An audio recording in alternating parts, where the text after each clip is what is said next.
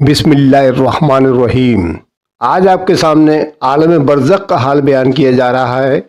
आप इसको सुने, वाच करें और सबक हासिल करें। मौत एक हकीकत है। दुनिया में हर इंसान को इस बात पर यकीन है कि इसे एक न एक दिन तो मरना है। अब मरने के बाद क्या होगा? कभी हमने इसके बारे में सोचा? हमारा क्या हशर होगा? हमने नहीं सोचा। हम बताने की कोशिश करते हैं कि मरने के बाद क्या होगा। एक मोमिन के साथ क्या सलूक किया जाएगा और एक काफिर और फाजिर शख्स के साथ क्या सलूक किया जाएगा, दोनों का हाल आपके सामने बयान किया जा रहा है। इंसान जब दुनिया से रुखसत होता है तो समझता है कि सब खत्म हो गया, कुछ नहीं होगा अब। लेकिन हकीकत यह है कि इसकी असल जिंदगी तो अब शुरू हुई है। ये वो लम्हा है जब रूह जिस्म से जुदा होती है और वो एक ऐसे जहान में कदम रखता है जिसे आलम बरज़ख कहते हैं। आलम बरज़ख वो वक्फा है जो मौत और यौम यबअसून यानी क़यामत के दिन के दरमियान वाक़ होगा, यानी कब्र की ज़िंदगी।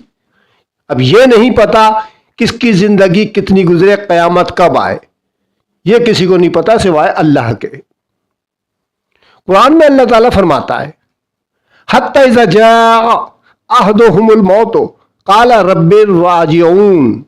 जिसका तर्जुमा है, यहां तक कि जब इनमें से किसी के पास मौत आती है तो वो कहता है, ए मेरे रब मुझे वापस भेज दे।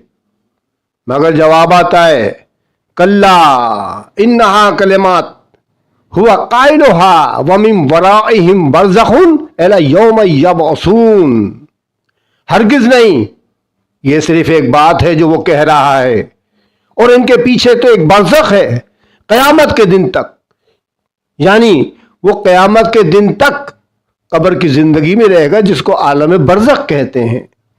अब हम आगे आपके सामने एक मोमिन की हालात बयान करते हैं, उसके बाद एक काफिर, फासिक या फाजिर शख्स का हाल बयान करेंगे जो उसके साथ कब्र में होगा।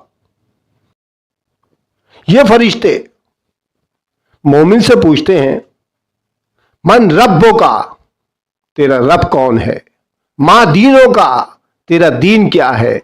माँ तक़ूलु फिर रजुल लज़ी युबअस फ़ीकुम, इस शख्स के बारे में क्या कहता है जो तुम में भेजा गया।